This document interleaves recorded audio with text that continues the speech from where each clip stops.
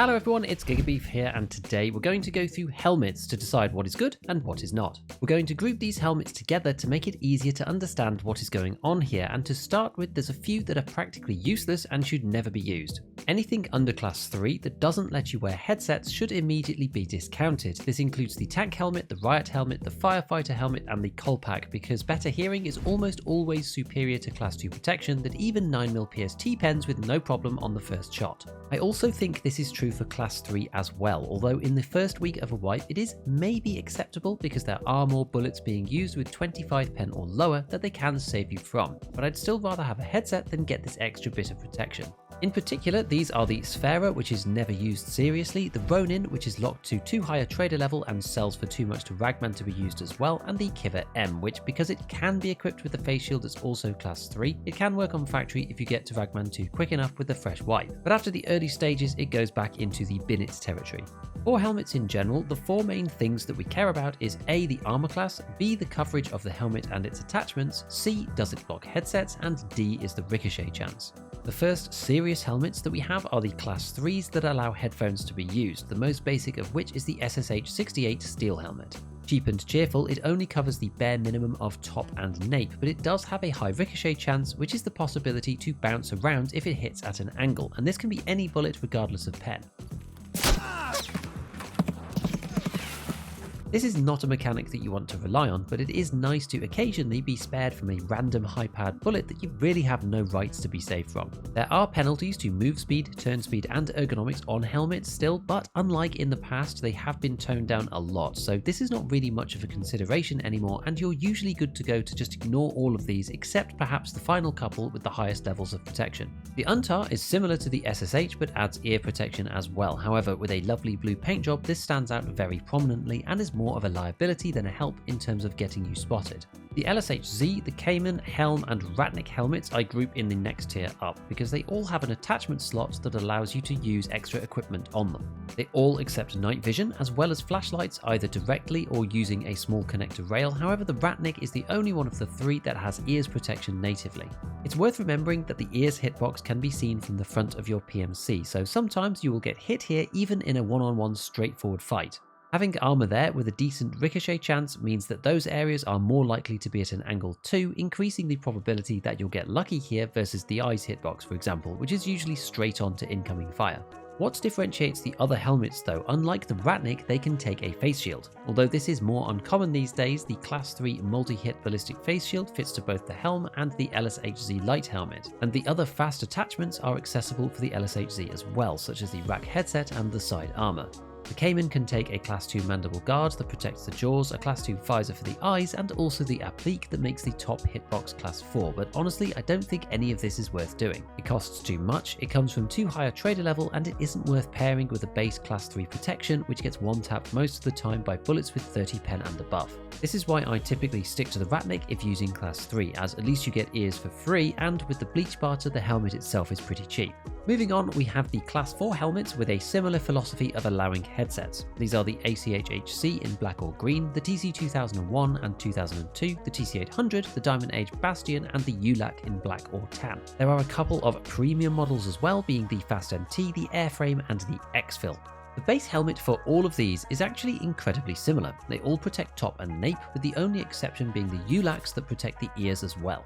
With the class 3 face shields falling out of fashion and the class 5s being unpurchasable, this is why the ULAC has become so popular for regular runs and goes for way above its trader price on the flea market at peak hours. It's the helmet with the best protection that doesn't interfere with your hearing or vision in some way. Outside of the ULAC, the differences between these class 4 helmets then primarily comes down to attachments and mods. The ULAC and the ACHHCs just come as is, whereas the TC2001, 2002 and the Bastion have the option for night vision due to the mount on the top. For regular runs, I just tend to pick up whichever is the cheapest because I'm not always adding stuff to them, and usually I end up with one of the TC2000 series most of the time. The TC800, the Fast MT, Airframes and Exfil can also mount NVGs, or alternatively they can take a class 3 face shield instead, however these cannot be attached with the NVGs at the same time. One interesting thing about the TC 2001 and 2002 and the Fast MT is that all of these can accept the slap plate, which is a class 5 additional armor piece protecting the top hitbox, basically giving you a class 5 forehead. Towards the end of a wipe, these tend to get extremely expensive as they are the only way to prevent instant death from the majority of cartridges being fielded by opposing PMCs. The Bastion one-ups this slightly with its own special armor plate rated at class 6, and this is the highest piece of protection that you can get while still wearing a headset and being able to see clearly at the expense of having no protection on the eyes, jaws or ears hitboxes. To note though, you can still use night vision when these armoured plates are attached to the top of the various helmets, which is quite cool. Given all of this, why then are the Fast MT, the airframes and the exfil so expensive? These three are unique in that they are the only helmets that allow you to completely surround your PMC's head with at least class 3 armor whilst having a headset on at the same time. The multi-hit or exfil face shields give class 3 to the eyes and the jaws. Ear covers, chops or side armor gives class 3 to at least the ears, with the chops adding jaws as well, and the helmets themselves provide class 4 to the top and the nape as we saw before.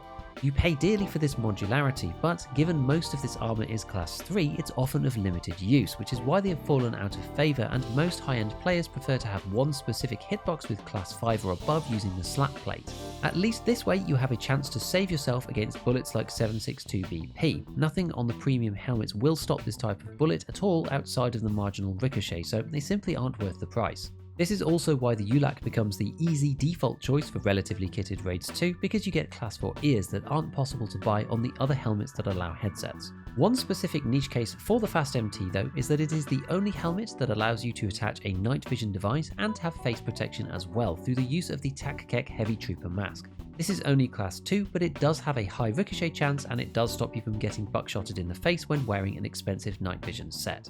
There are a few more class 4s that don't allow hearing. Firstly, the ZSH-12M, which can only attach a class 3 face shield. This can be good if rushed early in a patch and makes you pretty hard to kill on places like Factory, but as with the other class 3s, it gets surpassed by ammo pretty quickly. Its bigger brother, the LSH-Z2DTM, can get a class 4 face shield which holds up much more sensibly for a greater portion of the wipe progression, in no small part due to class 4's ability in general to prevent you getting one shot by many common ammo types through damage reduction. Go and check out this video here if you want to see which ammos are affected by this. This helmet also has a very strange property of being the only helmet in the entire game to protect against the lower nape hitbox with the Aventail. I don't really recommend buying this, but if you are getting frustrated by lower nape, then you can make yourself feel a little bit better by putting the Aventail on the LSH-Z2DTM. It's class 5 and stops you getting shot there. We also have the Masker, which is the base for the killer helmet that can take the iconic class 6 face shield. There is clearly a bit of an imbalance here, as you can get clipped in the class 4 part and die versus the class 6 eyes and jaws tanking a bunch of shots, but this is one of the only helmets that I would classify as big protection that you can buy from the traders. It takes GP coins to barter for this, but you also take the massive downside of extremely limited vision, more so than the other highly armoured helmets, and so the Masker can end up being as much of a hindrance as it helps in preventing damage. The final three ordinary helmets, so to speak, are the Vulcan, the Altin and the Reese T. None of these base helmets are purchasable anymore, and the Vulcan is one of the only one of these that has regular face shield visibility. Despite this though, the shield is class 4 over the base helmet with class 6, which is kind of like the Masker in reverse. Unfortunately, you're most likely to get shot in the hitbox with the lowest armor, i.e. the eyes and the jaws, which is why you never see these being fielded in raid.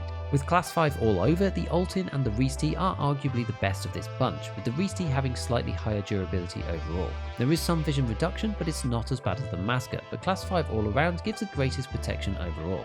Sound is seriously muffled though in all of these helmets, like the others that are enclosed and don't allow for headsets, so it can be worth turning up the volume a bit when using these specifically, or utilising the 3BTG, Obdorbos 2 or SJ12 stims to increase your perception level. This helps a little bit to counteract the lack of hearing. With the main helmets out of the way, there are some special ones as well to consider that come under face covers instead. These are the typical ones that you see used by high level players on maps like Labs, primarily the Shattered Mask, which has a high ricochet chance and only an armor level of 1.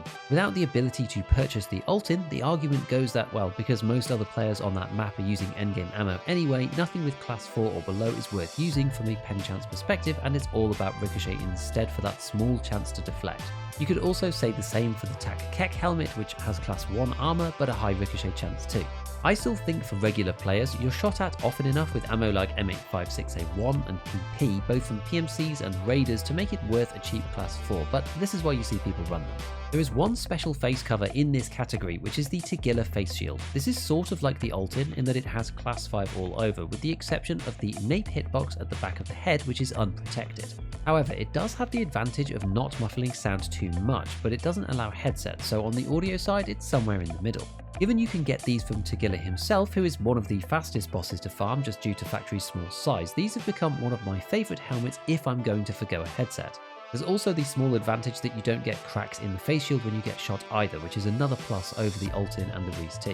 One more section to note, ballistic glasses. There are 2 in the game, Condors and Batwolves, and it makes little difference which you pick. Both are armor class 1 with a medium ricochet chance and only cover the eyes. But the only point in these is to give you something, anything, instead of a face shield that has a small but non-zero chance of bouncing something occasionally.